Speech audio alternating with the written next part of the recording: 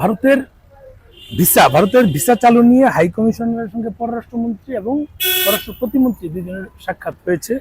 ভারতীয় হাই কমিশনারের সঙ্গে ঢাকায় নিযুক্ত প্রণয় বার্মা যিনি আছেন, এটা নিয়ে আজকে আলোচনা, মানে প্রতিদিন কিছু না কিছু আলোচনা হচ্ছে। আমি শুরু থেকে একটু বলি।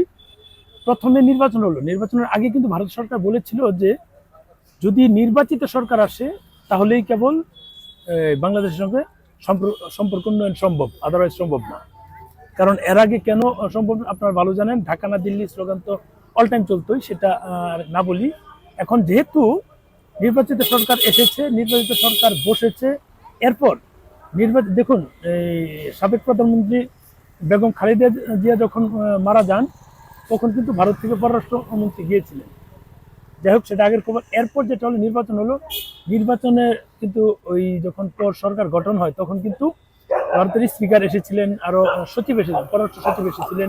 এটা কিন্তু একটা পজিটিভ দিক। এবং যেদিন আমাদের বর্তমান প্রধানমন্ত্রী তারেক জিয়া উনি যেদিন মানে শপথ নেয়, শপথ না মানে পাশ করে, অফিসিয়ালি শপথ তো পরে নিয়েছে, আমরা যখন পাশ করে তখন কিন্তু শুভেচ্ছা দেন। প্রথম শুভেচ্ছাটি ভারতের প্রধানমন্ত্রী নরেন্দ্র মোদী উনি পাঠান শুভেচ্ছা বার্তা।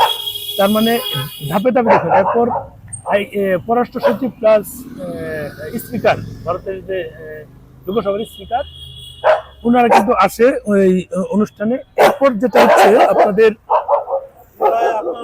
এরপর থ্যাংক ইউ ভাই, এরপর যেটা হচ্ছে যে মানে সিলেটে যে হাই কমিশনার, সহকারী হাই কমিশনার, উনি কিন্তু এটা নিয়ে পজিটিভ কথা বলে, তার মানে আপডেট হওয়ার পথে। এরপর ভারতের জয় সাওয়াল আছে মুখপাত্র, জয় সাওয়াল, উনি কিন্তু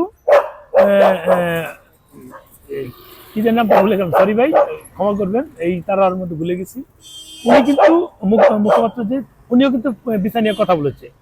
আজকে আর মজার বিষয় হচ্ছে, আজকে আমাদের বাংলাদেশের পররাষ্ট্রমন্ত্রী এবং পররাষ্ট্র প্রতিমন্ত্রী আছেন, তারা দুজনে কিন্তু ভারতের হাই কমিশনার বাংলাদেশে নিযুক্ত যিনি আছেন তার সঙ্গে কথা বলেছে, তার সঙ্গে কথা বলে মানে এই ভিসার বিষয়ে কথা বলেছে, ভিসার বিষয়ে কথা বলেছে এবং ভিসার বিষয়ে বিস্তারিত আলোচনা হয়েছে। এতেই কিন্তু প্রমাণিত হচ্ছে যে আমাদের বাংলাদেশে খুব দ্রুতই আমরা ভারতের সাথে সুসম্পর্ক করতে পারবো, এবং যে সুসম্পর্কের ফলে আমাদের যে বহুল প্রতীক্ষিত কাঙ্ক্ষিত ট্যুরিস্ট ভিসা, সেটা একটা পাওয়ার সম্ভাবনা তৈরি হবে, সেটা কিন্তু আমরা প্রত্যাশা করছি।